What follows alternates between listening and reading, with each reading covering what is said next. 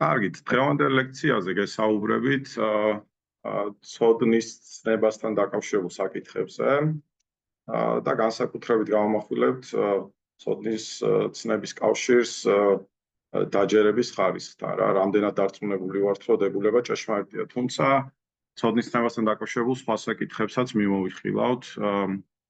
რამდენიმე განსხვავებას გავაკეთებ. ეხლა ნაწერიდან გამოჩნდა, რომ ეს განსხვავებები ყველა არ იცის, ასე რომ მაგისთვისაც კარგი იქნება რა ეს ძირითადი განსხვავებები, რომ ესმოდეთ ცოდნის ცნებასთან დაკავშირებით. კარგით. მოდი დავიწყოთ ჯერ ძირითადი კონტურებით ცოდნის ცნების ძირითადი კონტურების მოხაზვით. ცოდნის ცნება თვითონ რამდენიმე ცნებებს შეიცავს. ერთი ცოდნის ცნება არ გვაქვს ქართულ ენაში, ისევე როგორც სხვა დიდ ენებში, როგორცაა ინგლისური. და რამდენიმე განსხვავება თქვენთვის ხადი იქნება, როცა ამას შემოვიტანთ ახლა. მაგრამ პირველი განსხვავება უფრო ფილოსოფიური იქნება და არის ბერტრან რასელისგან.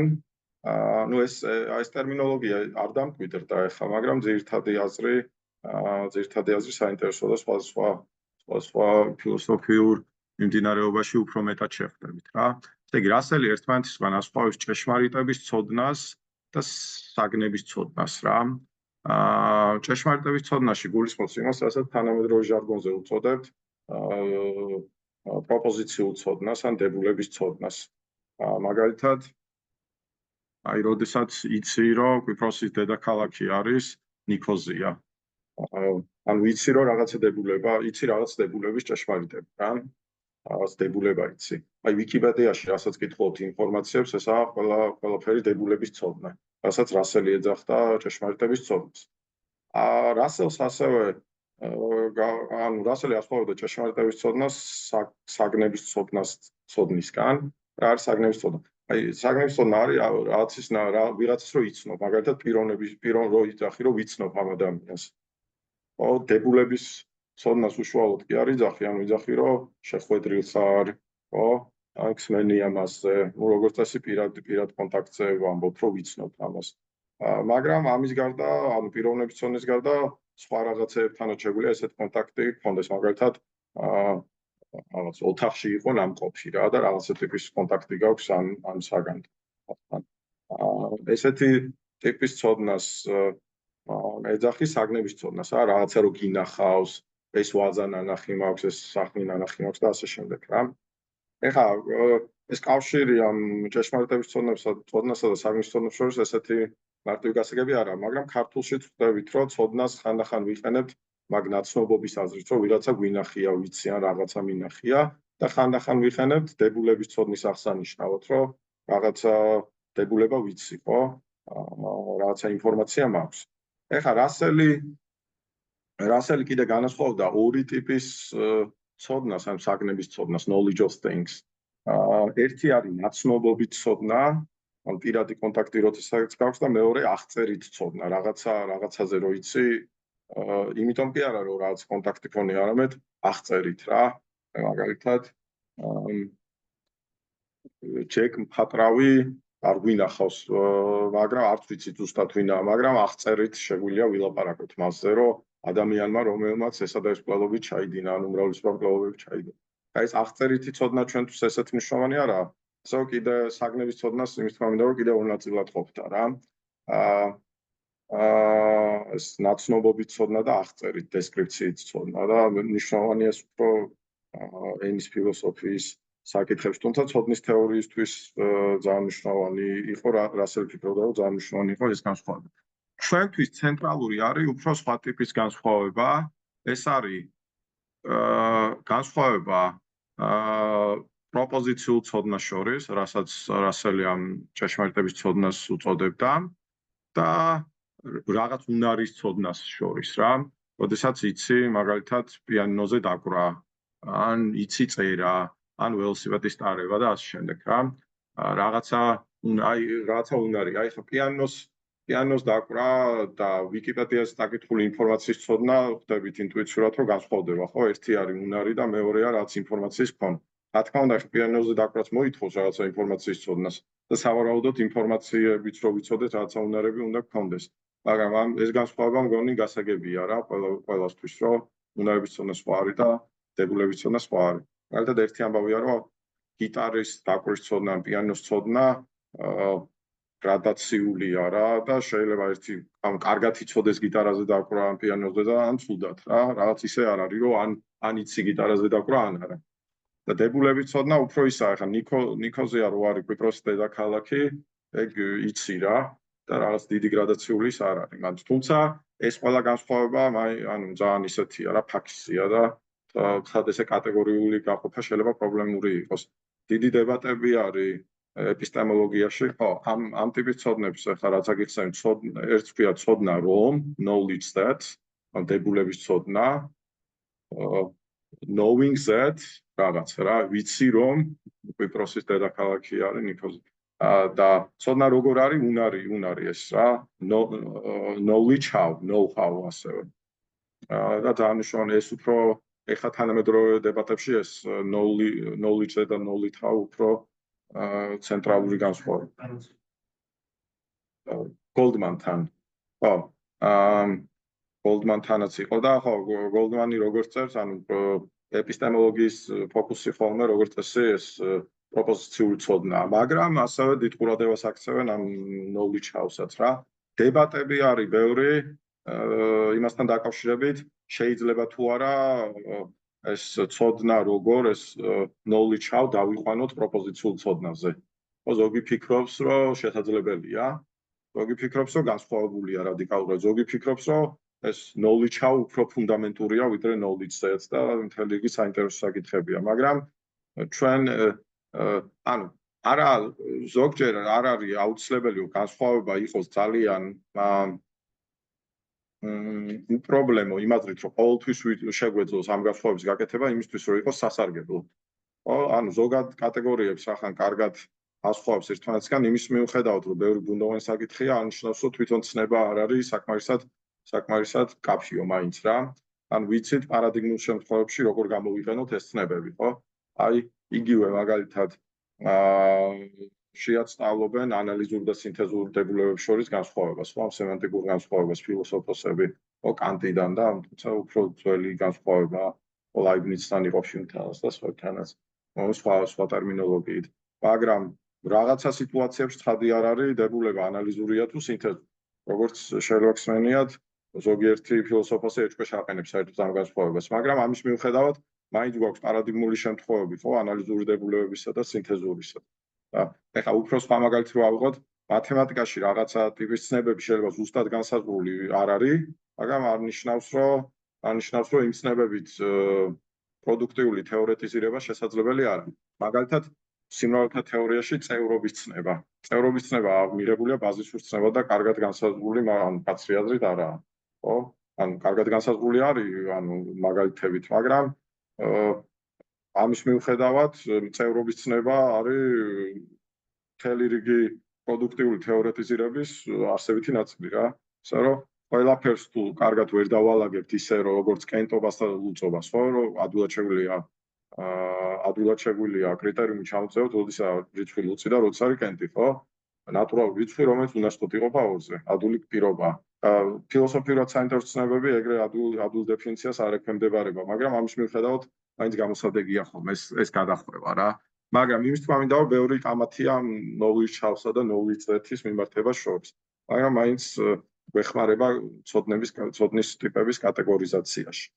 როგორც Goldman-მა თქვა თავის სტატიაში, ხო, ეს ეპისტემოლოგია, როგორც ასეთი, აი ცოდნის თეორია ძირითადად ამ პროპოზიციული ცოდნის know that-ის თეორიად გაიგება და ჩვენც ინტუიტიურად ასე გვესმის რა. ეხლა რამდენიმე მახასიათებლები ამ სურათში ჩამოწერილია, ზედმეტად სერიოზულად მისაღები არა, მაგრამ შეიძლება საინტერესო იყოს რა ეს. განსაკუთრებით აი გიტარაზე დაკვრა, ხო? არ არის რაღაც საბოლოო წერტილი, როდესაც იცი გიტარაზე დაკვრა. ახლა ხო, ან პიანინოზე მურების რეალის რაღაც საბოლოო რაღაცა ის არის რა, უნარია, რომელიც არ არის აბსოლუტური და რაღაც დებულება თუ იცი, რა თბილისი არის საქართველოს დედაქალაქი, იცი რა, რაღაც ეგეც არ გავს. და კიდე არის სხვა ტიპის, მაგალითად დავიწყებასთან მიმართებაშია როგორც აქვს ხო რაღაცა უნარი რაც საბოლოოდ არ იკარგება, მაგრამ ცოდნა შეიძლება სრულიად დაგავიწყდეს რა. ბავშვი აი ენის საუბარიც არის ეს know-how რა. ხშირად ისე ხდება რომ რაღაცები ვიცით როგორ გავაკეთოთ, ანუ know-how გვაქვს, მაგრამ არ გვაქვს პროპოზიციული ცოდნა თუ როგორ ვაკეთებთ ამას. ცხოველების მაგალითზე ეს უფრო ცხადია, ხო? ბატი რო დაცურავს, ცხადია არ ესმის ფიზიკა, რომელიც მის ცურვის პირობებს პროპოზიციული დებულებების ცოდნით ჩამოაყალიბებთ. ასე ველოსიპედის ტარება არ მოითხოვს რაღაცა ჭეშმარიტი დებულებების ცოდნას ველოსიპედის ტარების მექანიკის შესახებ, ხო?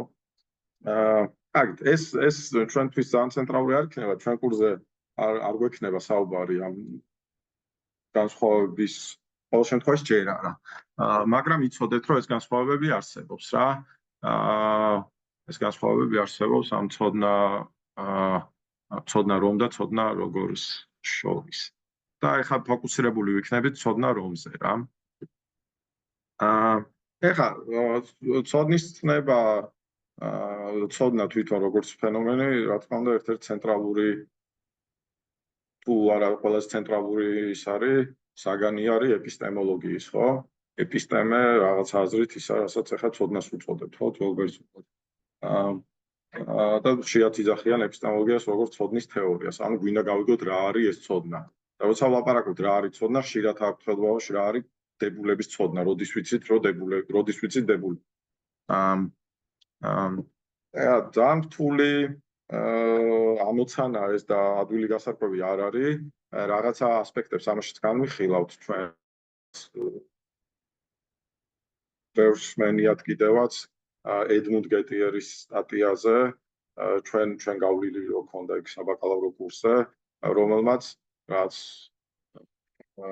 ცოდნის ერთ-ერთი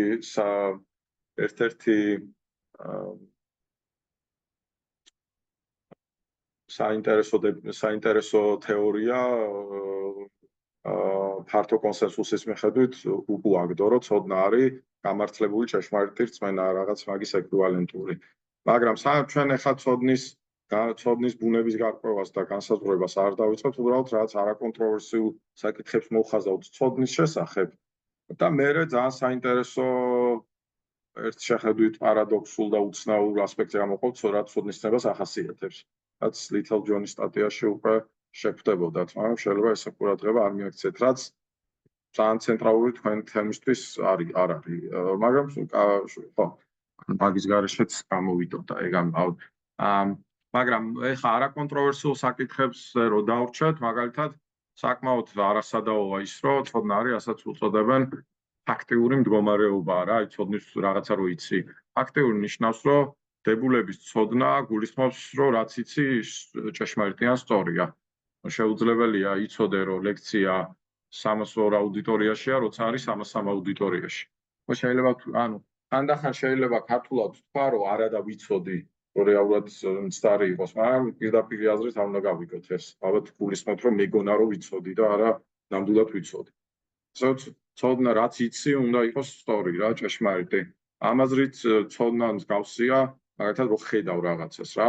თუ ხედავ ჩემს წინ გიორგის, მაშინ გიორგი უნდა იყოს მართლა ჩემ წინ რა. ხო, მაშინ თუ გიორგი არა, მაშინ მეჩვენება რომ ხედავ. იგივეა ცოდნა, როდესაც რაღაცა მცდარია, ისიც ჯერა, მაშინ კი არ ვიცი, არა მდგომია რომ ვიცი. ასევე საკმაოდ არაკონტროვერსიულია, რომ ცოდნა გაცილებით მეც მოითხოვს, ვიდრე ჭეშმარიტ წმენას. ახლა გოლდმანი გახსოვთ, ხო? იძახის, რომ ცოდნას გავიგებო, როგორც ჭეშმარიტ წმენას, მაგრამ ასევე დაამატებს, რომ პირდაპირ აზრით ცოდნას არ გულისხმობს, ამ ჭეშმარიტი წმენა აინტერესებს, ვერიტისტია, ჭეშმარიტები, აკურატულობა და ჭეშმარიტება მისთვის მიზანი და არა ცოდნა, რომ არსებითი აზრით და მაგაზეც ყველა თანხდება, რომ უბრალოდ დებულება, რომ ჭეშმარიტების რო გჯერა არის. ამისი მარტივი მაგალითია, ვთქვათ, ამის მარტივი მაგალითია, რაც ეხა ილიაში აქტიური სტუდენტების რაოდენობა ან კენტი იქნება, ან ლუწი. შეუძლებელია, რომ ერთ-ერთი არ იყოს. თუ მე დავიჯერებ, რომ ლუწი რიცხვია ილია აქტიური სტუდენტების რაოდენობა, ან ვინც რეგისტრირებულია ამ სემესტრში, დიდი 50%-ია შანსი რომ სწორი ვარო, ხო, დაახლოებით. მაგრამ სწორედ რო აღმოჩნდა არ ნიშნავს რომ ვიცი. ხო, იმიტომ რომ არ მინახია რამდენი ის იქნება. ანუ შემთხვევითი ცოდნა სავარაუდოდ ვერ იარსებებს რა. ცოდნა საჭიროებს რაღაცა ტიპის ჩაჭერას რა, უფრო მეც ვიდრე შემთხვევითობა მაძლევს ამას. და ეხლა ჩვენ ჯერ არ გამხილავთ ზუსტად რა არის ეგ ზედმეტი, მაგრამ ერთ-ერთი კლასიკური თეორია იყო იმედის მომცემი თეორია, მაგ სიტყვას ვეძებთ წინაზე. იმედის მომცემი თეორია იყო, რომ ცოდნა არის გამართლებული ჭეშმარიტი რწმენა. ანუ ჭეშმარიტი რწმენაც უნდა მქონდეს და ასევე კარგი საბუთი უნდა მქონდეს იმის დასაჯერებლად, რითიც ჯერ. ანუ როგორც აღმოჩნდა ეს თეორია არ არის წარმატებული და მთელ რიგ პრობლემებს წარმოქმნის. ხო, დამავსოთ თქვენცაც სლაიდები მენახებინა რა თქო შემახსენებ. ხო, ეს ახლა მოკლედ რო გავიაროთ. ეს ის განსხვავება, ამას აგიტვირთავთ სლაიდებს და ნახავთ, ეს განსხვავება, ეს რასელისეული განსხვავება ჭეშმარიტების ცოდნას შორის და საგნების ცოდნას შორის. და მე ციტატა მაქვს თანამედროვე სტატიიდან, მოკლედ საუბრობს ამაზე. ეს განსხვავება წესით გასაგები იყო, ხო? ანუ კი რო ვიძახი, რომ ვიცნობ ამ ადამიანს, ან ამყოფი ვარ მცხეთაში, აი მაგ საგნების ცოდნის აზრით ვყავრობ რა, და არა დებულების ცოდნაში. იმის მიუხედავად, რომ ალბათ ყველა ტიპის ნაცნობობითი ცოდნა რაღაცა დებულებების ცოდნას მოითხოვს. და მე ჩვენთვის იყო ეს თავი განსხვავება, ეს ცოდნა რომ და ცოდნა როგორ შორის, ხო? Knowledge set and knowledge out. ეს ის განსხვავებები, რომელზეც გითხარით. და ეს იყო ის ფაქტიური მდგომარეობა, რო არის ცოდნა, რომ რაღაცის ცოდნა გულისხმობს დებულების ჭეშმარიტებას და ის რომ ცოდნამ იმაზე მეც მოითხოვს, ვიდრე უბრალოდ ჭეშმარიტი რწმენის ქონას. კარგით, ეხლა განვიხილავთ ძალიან უცნაურ ამბავს ცოდნის ცნებასთან დაკავშირებით რა. რომელიც ძალიან უცნაურად უნდა მოგეჩვენოთ. და ჯერ გეტყვით რა არის ეს უცნაურობა. უცნაურობა არის შემდეგი, რომ ანუ წარმოიდგინეთ ორი დებულება A და B და იცით, რომ A რო ჭეშმარიტი იყოს, მაგისი ალბათობა უფრო მაღალია, ვიდრე B რო ჭეშმარიტი იყოს. ან ესე შეხედეთ თუ გინდათ უფრო პიროვნულ ასპექტში, რომ A-ს ჭეშმარიტების უფრო მეტად გჯერათ, ვიდრე B-ს. ეს არა უცნაური. უცნაური ის არის, რომ როგორც ნახავ, ცოდნა ისეთი ცნებაა, რომ იმის მიუხედავად, რომ A-ს შეიძლება უფრო მეტად გჯეროდეთ, ვიდრე B-ს, B იცოდეთ და A არა. ანუ ის რაც უფრო მეტი ხარისხით არის თქვენი აზრით, ანუ მეტი ალბათობითაა ჭეშმარიტი, ეგ არ იცოდეთ. და რაც ნაკლები ხარისხი, რაც ნაკლებად სავარაუდოა, რომ ჭეშმარიტი და იმის შორის, ანუ დაბალი ალბათობა არც ერთ მაგას არ ვიძახ. ანუ რას გვეუბნება ეს, რომ ცოდნა და ეს რა ხარისხით ვართ დარწმუნებული დებულების ჭეშმარიტებაში, ისე ხელი არ მიდის, როგორც შეიძლება გვეგონოს ინტუიციურად, ბოდიში, თეორიულად რა. და ძალიან უცნაურად უნდა მოგეჩვენოთ, ხო? როგორ არის შესაძლებელი, რომ ადებულების სისტორიაში უფრო ვიყო დარწმუნებული ვიდრე B-ში და B ვიცოდე და არა. ეგ რაღაც ძალიან უცნაურად შანს, ხო? ეხლა ბევრი მაგალითი შეიძლება ამით დავწუნდეთ. მოდი ჯერ სანამ ამ ლატარის მაგალითს განვიხილავთ. ან ლატარის მაგალითით გავუშვოთ, ხო? დიახ? კი. ეს ეხლა რაღაც ტექსტის და იქ. ლოგიკალური საწინააღმდეგო სწორითები ლატარის პარადოქსია. კი. დაკავშირებულია მაგასთან. ხო, ან სწორად გაგახსენდა. კი, სწორად გაგახსენდა. ხო. აი წარმოიდგინეთ ესეთ მაგალითი. ლალის ლატარის ბილეთი აჩუქეს და მოგებს ალბათობა არის ძალიან მიზერულია. წარმოიდგინეთ, რომ ერთი ბილეთი მოიგებს მილიონიდან რა. და ლალი მიცის ეს ინფორმაცია და არანაირი სპეციალური ცოდნა არ აქვს მის ბილეთი მოიგებს თუ წააგებს. და შესაბამისად ძალიან მაღალი შანსია, რომ მის ბილეთი წააგებს რა. ეხლა ინტუიციურია თქვათ, რომ ლალის ჯერა რომ მისი ბილეთის წააგებს. მაგრამ ინტუიციური არაა თქვათ, რომ ლალი მიცის რომ მისი ბილეთი წააგებს. ხო, ეთანხმებით ხო ამას? ან ცოდნაზე ბევრად უფრო ცხადია, რომ მაინც ხო არის შანსი რომ მოიგებს. მაგრამ წმენაზე ესე არ არის რა. ეხლა მაგრამ ნახეთ, უკვე ეს უნდა გაფიქრებინებდეთ შემდეგ რაღაცას. ჩვენ ბევრი რაღაცა ვიცით, ყოველ შემთხვევაში გონია რომ ვიცით, რისი ალბათობაც ბევრად უფრო დაბალია, გაცილებით უფრო დაბალია, ვიდრე ალბათობა, რომ ლალის ბილეთი წააგებს. მაგრამ ამაზე გვაქვს ინტუიცია, რომ ბილეთის წაგებაზე არ ვიცით, რომ ლალი მარიცით, რომ ბილეთი წააგებს, მაგრამ მაგალითად გვაქვს ინტუიცია, რომ ლალი მიცის, რომ მაგალითად ლალი მიცის, რომ ამას შეიძლება აქტიურად არ იფიქროს, მაგრამ ლალი მიცის, რომ მისი კომპიუტერი ჩაირთვება, როდესაც მიაჭერს დილაქს ხელს. ხო? მაგრამ შეიძლება სტატისტიკურად გაცილებით უფრო მაღალი იყოს ამისი შანსი, რომ არ ჩაირთვოს, ვიდრე 1 მემილიონედი.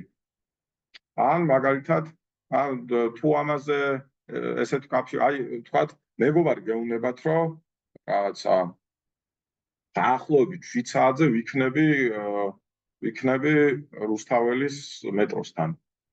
ხო, თქვენ რომ მიდიხართ, იცით, რომ იქ იქნება. ისე იქცევით, რომ ამ მსჯელობით მოქმედებდა, როგორც წესი ცოდნა გააქვთ ამაზე რა. მაგრამ რა თქმა უნდა, 1 მემილიონედზე უფრო დიდი შანსია, თქვენ თვითონაც აცნობიერებთ, რომ შეიძლება იქ არ დაგვხვდეთ. მაგრამ ისე ჩანს, რომ ვიღაცის ნათქვამიდან ცოდნას ვიძენთ, ან თუნდაც რო ხედავთ რაღაცას რა. მაგალითად, შორიდან დავინახეთ, თქვათ, ჩვენმა ნაცნობმა რომ ჩაიარა.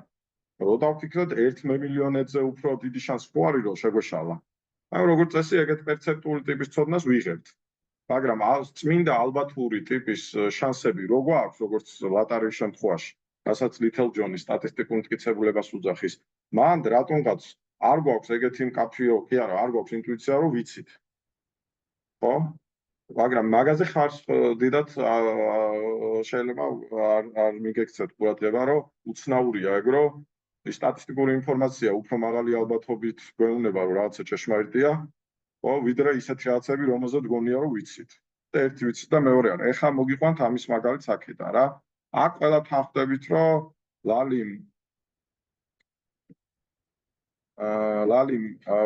არ იცის, რომ ის ბილეთი წააგებს. ხო? ეხლა წარმოვიდგინეთ შემდეგი მაგალითი. მოდი ეს პირველი ავიღოთ ჯერ. წარმოვიდგინეთ, რომ ლალიმ გაზეთში წაიკითხა, რომ ბილეთი რა წაიკითხა, რომელი ბილეთის ნომერმა მოიგო ლატარია რა. და შეამოწმა თავის ბილეთის ნომერი და იგივე ბილეთის ნომერია. დაუშვათ, რომ სწორად წერია რა. ხო, არ გვაქვს პრობლემა, რომ ეგ ანუ გაზეთში სანდო გაზეთია რა, არა რამე მიზეზი, რომ გაზეთის სანდოობა შეიტანოს. ხო, იქიდან ხო მიიღეთ ცოდნას, რომ თავისმა ბილეთმა მოიგოს. კი, შეიძლება ძალიან გაუხარდეს და მაგიტომ გაუჭირდეს დაჯერება, მაგრამ ეგეთ ფაქტორები რო არ იყოს, ვიტყოდით, რომ იცის, რომ მოიგო. განსაკუთრებით მართლა თუ მოიგო. მაგრამ შანსი, რომ იმ გაზეთში რაღაცა ბეჭვდის შეცდომა მოხდებოდა, 1 მემილიონედზე მაღალი ხო არის? ხო? მაშინ რანაირად გამოდის, რომ წმინდა სტატისტიკური მსჯელობით ვერ მიდის ცოდნამდე და გაზეთში წაკითხული ინფორმაციით მიდის. ხო, ძალიან უცნაურია ეს. ხო და ამიტომ არის სათაურიო ცოდნის ცნება არის უცნაური. იმიტომ რომ უფრო მაღალი შანსებით ცოდნას ვერ ვიძენ თუ სტატისტიკური ინფორმაცია, მაგრამ წაკითხულიდან, ნანახიდან, ნათქვამიდან, მეხსიერებიდან და მსჯელობიდან ვიღებ ცოდნას. არა და ჩემი მსჯელობა ბევრად მეტ შანსია, რომ რაღაც შეცდომა დაუშვა, ან მსჯელობას თუ არა პერცეფციამ დაუშვა შეცდომა, ან გაზეთმა, ან ასე შემდეგ, ხო? იგივეა ალტერნატიული ის, რომ წარმოვიდგინოთ. ამას კარგად აჯამებს ამ უცნაურობას ცოდნის შესახებ დუნკან პრიჩარდი, სახელმძღვანელოა საკმაოდ კარგი ცოდნა ქვია. წაძახის ესეთ რაღაცას. What the lottery problem seems to illustrate is that knowledge is not a function of the evidential probability in favor of your belief. ანუ რასაც იძახის that is, one might naturally think that whether or not one has knowledge is proportional to how likely it is that one's belief is true. given one's evidence. ანუ ბუნებრივია ვიფიქროთ, რომ იცის თუ არა ადამიანმა დებულება დამოკიდებულია რამდენად სავარაუდოა ამ დებულების ჭეშმარიტება მტკიცებულების შუქზე. მაგრამ რასაც ლატარიის შემთხვევები ანახებს, არის რომ ეს არ არის, ესე არ არის. არდა ძალიან ბუნებრივია ვთქვათ ეს რასაც იძახის რა. It is natural to think that whether or not one has knowledge is proportional to how likely it is that one's belief is true. ეს აშკარად გვანახებს რომ ეგრე არის. და ძალიან უნდა გაგიკვირდეთ. ეხლა ნახეთ, ეს ასევე საინტერესოა. ეს ყველაფერი რასაც გეუბნებით, ეს ძალიან ინტუიციური უნდა იყოს თქვენთვის. ანუ რაღაცა აზრით ეს ცოდნა ისედაც გქონდათ თქვენ. მაგრამ ეხლა რომ იგებთ ამის შესახებ, ძალიან გაკვირვებული უნდა იყოთ წესით, რომ ესეა. არა აშკარად ცოდნას აქვს ეს მახასიათებელი რა. და ძალიან უცნაური.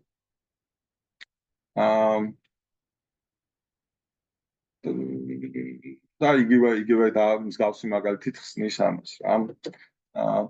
შესაბამისად ცოდნა და რამდენად დარწმუნებული ვარ დებულების ჭეშმარიტებაში ან სტატისტიკური ალბათობა და ცოდნა ძალიან უცნაურ დამოკიდებულებაში არიან ერთმანეთთან.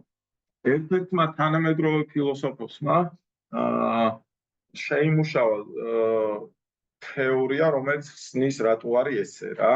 ჩვენ დეტალურად ამას არ გამოვხსნათ, მაგრამ შემოაქვს ესე ცნება ნორმალური სიტუაცია რა. მოკლედ აგისნით რა არის. და რამდენად კარგი ახსნა, კი, რამდენად ის არის ვერ გეტყვით, მაგრამ რაღაცას ალბათ იჭერს რა.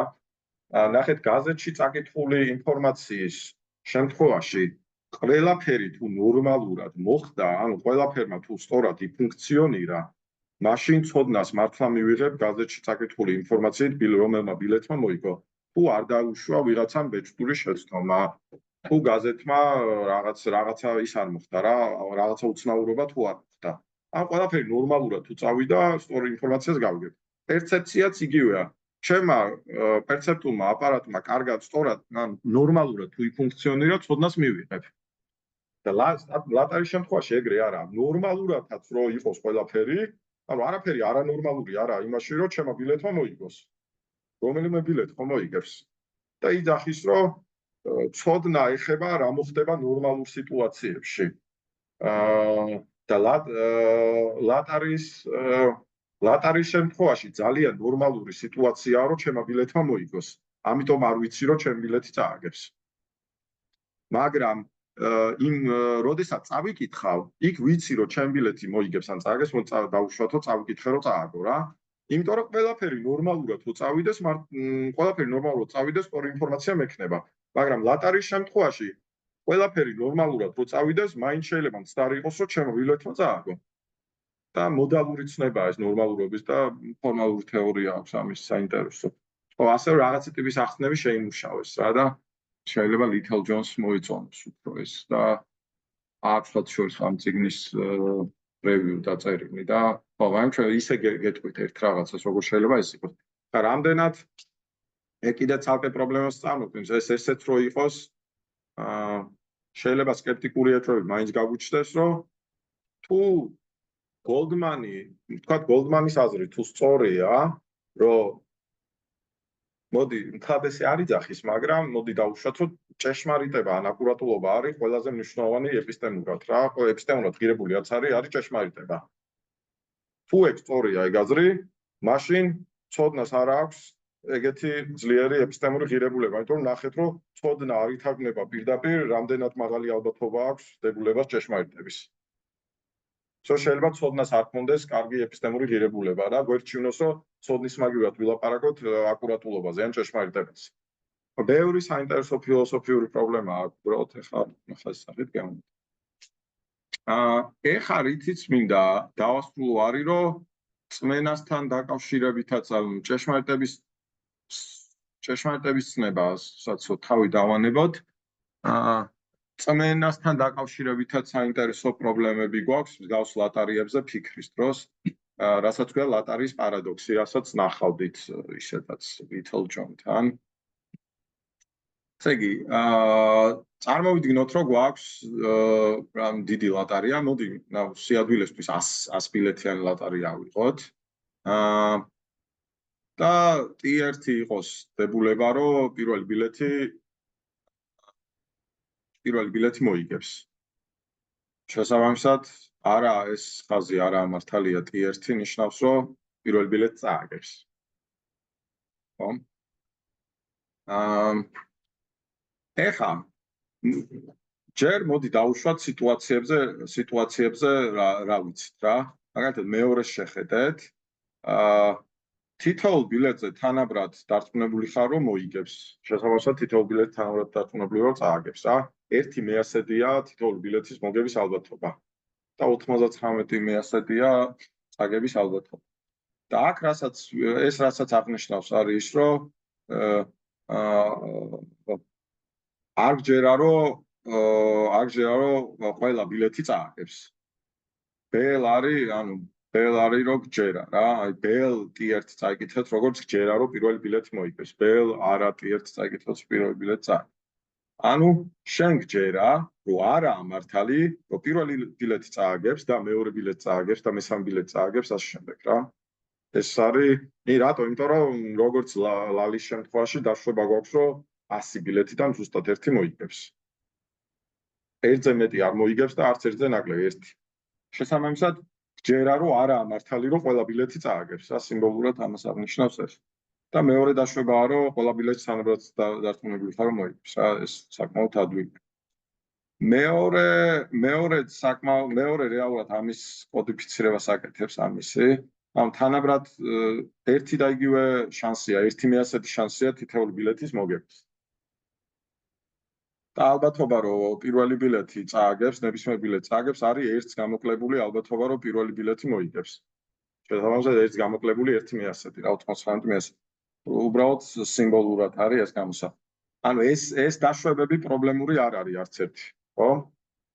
ანუ ერთი გვეუბნება სიტუაციაზე, რომ ვიცით, რომ ყველა ბილეთი ვერ წააგებს, დარწმუნებული ვართ მაგაში. ყოველ შემთხვევაში გჯერა, რომ ესე არ მოხდება და მეორე არის, რომ თანაბრად დარწმუნებული ვართ რა და ეს უბრალოდ ამის აღწერას აკეთებს ალბათობაში. საინტერესო არის ეს 4 პრინციპი. ერთი არის, რომ ადამიანს არ უნდა სჯეროდეს ექსპლიციტური კონტრადიქციების. ანუ რამე დებულება X-ი თუ გჯერა, ასევე არ უნდა გჯეროდეს X-ის ნეგაცია. ანუ X-ი და არა X-ი არ უნდა გჯეროდეს რა. ამას ქვია no contradictions principle. და ფორმალურად ნებისმიერი დებულებისთვის for any proposition X, it's not the case that bel X and bel not X. ნებისმიერი X დებულების შემთხვევაში არ უნდა იყოს ისე, რომ bel X-იც იყოს და bel არა X-იც. ეს ექსპლიციტური კონტრადიქციები რო არ უნდა გჯეროდეს, ესეც საკმაოდ ის არის რა, ინტუიციურია. და სწორად ჩანს, რატო უნდა დავიჯერო ჩემ ბილეთი რომ მოიგებს კიდევაც და ვერ მოიგებს, ან რაღაც ეგეთი კონტრადიქცია რა. მეოთხე პრინციპი არის კონუქციის პრინციპი. კონუქციის პრინციპი ესეთია, რომ ჩვენ მარტო ცალკეული რაღაცეების კი არ ვჯერა, ცალკე X-ი და Y-ის ან A და B-ს და ასე შემდეგ. ასევე ჩვენ შეგვიძლია ჩვენი განსხვავებული რწმენები გავაერთიანოთ ერთიან სურათად რა. ცალკე A და A კი არ მჯერა, ცალკე B. ასევე შემიძლია დავჯერო A და B ერთად. A და B მჯერა. ეს ანუ ორი დებულება თუ გჯერა ცალ-ცალკე, მათი კონუქციაც უნდა გჯეროდეს. ესა კონუქციის პრინციპი. ესეც საკმაოდ ინტუიციურია რა, იმიტომ რომ კონუქციას ყოველთვის ვიყენებთ რა ესე რა. თუ გჯერა რომ ნიკა წამოვა კინოში და სალომე წამოვა კინოში, მაშინ გჯერა რომ ნიკა და სალომე წამოვა კინოში. ანუ ისე არ იქნება რომ გითხრა რომ კი მჯერა რომ ნიკა წამოვა, კი მჯერა რომ სალომე წამოვა, მაგრამ არ მჯერა რომ ნიკა და სალომე წამოვა. ვერ იქნება ეს გამორთვა. მეხუთე არის ლოკიანური თეზისი, რომელიც ნახეთ, რამდენიმე ფორმულირება შეიძლება ლოკიანური თეზისის, მაგრამ ესე განსაზღვრავთ ჩვენ, რომ არსებობს რაღაცა ხარისხი, ალბათობა, ისი, რომელიც ერთზე ნაკლებია, მაგრამ 0.5-ზე მეტია. ხო? და თუ დებულების ალბათობა მიაღწია ამ ზღვარს, მაშინ გჯერა ეს დებულება. ანუ ყოფითიანით ლოკიანური თეზისი იძახის, რაც ლოკიანური იმიტომ ქვია, რომ ჯონ ლოკს ჰქონდა რაც გავსი იდეა, რამდენად დარწმუნებული ხარ დებულებაში და დაჯერებას შორის. თუმცა სად ესე არ ეწევა. ანუ ეს იძახის, რომ თქვა 99% შეიძლება იყოს ეს თამასა და მაქამდე თუ მიაღწია შენმა დაჯერების ხარისხმა, ესე იგი გჯერა სრული აზრით. ეხლა ლატარის პრობლემა, რასაც განახებთ, ისაა, რომ ეს პრინციპები ერთად ყოველთვის ჭეშმარიტი არაა და რატო? ანუ ამისი გაგება ადვილი არის, ჯერ არაფორმალურადაც აგიხსნით რა. ანუ ვთქვათ, ლოკიანური ზღვარი ავიღოთ 99%, რაც გავს, რომ საკმაოდ მაღალი თამასაა ხა. ყველაფერი ისე ჯერა 99%-ზე არ ადის რა, ძალიან მაღალი თამასაა 99%. ოდა 99%-ით ვარ დარწმუნებული თითოეულ ბილეთზე, რომ წააგებს. ბილეთი ერთი რომ წააგებს რა არის ჩემი დაჯერების ხარისხი? 99 მე ასე. 99%. 0.99. შესაბამისად, ჯერა ცალკე რომ პირველი ბილეთი წააგებს. მაგრამ ცალკე ასევე მჯერა რომ მეორე ბილეთი წააგებს. ეხლა კიდე გამოვჩა თქვენთვის ჩვენება. ხო, აი ეს არის კონუქციის პრინციპი. რომ ცალ-ცალკე თუ გჯერა x-ი და y-ი, მაშინ ერთადაც გჯერა x-ი და y. თუმცა ფორმალური გაგებას არ აქვს მნიშვნელობა. ხო? ასე რომ ანუ რა გვაქვს ეს არის რომ x-ი ცალკე თუ გჯერა და y-ი ცალკე, ანუ ჯერა ცალკე რომ ბილეთი პირველი ბილეთი წააგებს, ჯერა ცალკე რომ ბილეთი 2 წააგებს, ესე იგი მჯერა რომ პირველი ბილეთი წააგებს და მეორე ბილეთი წააგებს. ეხლა ავიღოთ მესამე ბილეთი. ჯერა თუ არა რომ მესამე ბილეთი წააგებს, ჩემი 99%-იანი ლოკიანური ზღვრით. კი, იმიტომ რომ 99%-ს მიაღწია. მაგრამ ეხლა მჯერა რომ პირველი ბილეთი წააგებს და მეორე ბილეთი წააგებს და ასევე მჯერა რომ მესამე ბილეთი წააგებს. ესე იგი, კიდე შემიძლია კონუქციის პრინციპი გამოვიყენო მათზე. ესე იგი, მჯერა რომ პირველი ბილეთი წააგებს, მეორე ბილეთი წააგებს და მესამე. ეხლა მეოთხე ბილეთზეც იგივეს გავაკეთებ და ეს აგლომერაციას, აკუმულაციას გავაკეთებ და დავიჯერებ იმას, რომ პირველი ბილეთი წააგებს, აი აქ რაც წერია შიგნით, ოღონდ. პირველი ბილეთი წააგებს და მეორე ბილეთი წააგებს და მესამე ბილეთი წააგებს და ასე შემდეგ ასე. და როგორც ხედავ, ექსპლიციტურ კონტრადიქციას დავიჯერებ. ანუ ჯერა ეს, ანუ აქ რაც წერია, ესეც მჯერა, მაგრამ ჯერა ასევე მაგისი ნეგაციაც. ანუ ისიც უჯერა, რომ არა მართალი რომ პირველი ბილეთი წააგებს და მეორე ბილეთი წააგებს და ასე შემდეგ, მაგრამ ისიც ჯერა რომ პირველი ბილეთი წააგებს, მეორე ბილეთი წააგებს და მესამე ბილეთი წააგებს. ასევე ალბათობა მარტო ცოდნასთან უცნაურ შედეგებს არ წარმოქმნის, ასევე წარმოქმნის რწმენებთანაც. ცოდნის ცნებაც რო არ შემოვიდანო, მაინც პრობლემები აქვს. ამაზეც სადია ბევრი მოგვარებები შეიმუშავეს რა. ეხლა ყველაზე ანუ ესე პარადოქსს რო ხედავთ, ანუ პარადოქსის დამახასიათებელი არის, იცით? პარადოქსის თითეული საფეხური ცალ-ცალკე გავს ძალიან ინტუიციურად სწორს, შეიძლება კაი თეორიული მიზეზებიც ჰქონდეს. აი ერთად ვერ იქნება სწორი. ცალ-ცალკე სარწმუნოდ გამოიყურებ. აქაც ყველაფერი რო ექსპლიციტური კონტრადიქციები რო არ უნდა გჯეროდეს, ხო? თუ რამე ეპისტემოლოგიური პრინციპი სარწმუნოა, ეგ აშკარად ეგეთია რა. ასევე კონუქციის პრინციპზეც უცნაურია, როგორ თქვა, უარი, ანუ ჩვენი კოგნიტური უნარების დამახასიათებელი ისა, რომ ცალ-ცალკე კი ავჯერ რაღაცები, შეგვიძლია ერთად დავიჯეროთ რა, აგლომერაცია გავაკეთოთ. სოფხედველობა ჩამოვიყალიბოთ რა, ცოტა ხათმონად თქვა. ლოკიანური თეზისით ძალიან სარწმუნო ჩანს. მაგრამ როგორც ხედავთ, ესეთი მარტივი შემთხვევაშიც კი ამ სამიდან, ну, ამებს ახლა ამის უარყოფებს აზრი არ აქვს, სიტუაციური აღწერებია უბრალოდ რა. ესე იგი, პირველი რეაქცია ამაზე რაც არის, რომ ეს სამი კი ჩანს, სამივე ინტუიციურად სწორია, მაგრამ ერთ-ერთი მინიმუმ უნდა დავთმოთ. ეს არის ლატარის პარადოქსი. ეხლა თქვენთვის არის ისედაც ვითალ ჯონთან ისედაც შეგხვდათ, მაგრამ რთული დასაკავშირებელი არ იქნება ლატარის პარადოქსი და ეს პატიმრების შემთხვევა, რომელსაც განიხილავს რა. ასე რომ აქედან ერთ-ერთი უარყოფა არის ისაზეც ფიქრი. კარგით, ეხლა ვიდეო ლექციას დავასრულებ და მე შეგვიძლია განვიხილოთ კითხვები.